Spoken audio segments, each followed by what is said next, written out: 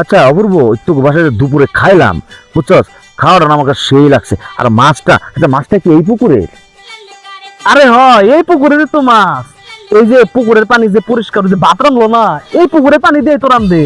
ওরা গ্রামবাসী যারা আছে এই পুকুরের পানি দিয়ে থালা বাসন ধোয়, এই পুকুরের পানি ইউজ করে। হ্যাঁ এটা ঠিক কইছস, পানি দেখলে বোঝা যাইতেছে খুব পরিষ্কার, বুঝছস? পানিটা খুব। ওইটা ওই চাচা কি করে উনি?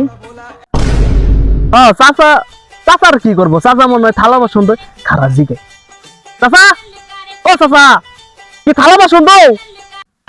আরে ভাইস্তারা, এই থালা বাসন না, ওই যে খেতে হাই গেলাম গোয়া ধুই। ওই কাকা তো তুমি হেনতে যাও, গোয়া আমার দুটাছে ভাত খাইছে এইমাত্র। বন্ধু আলাদা আলাদা করছে কি রে?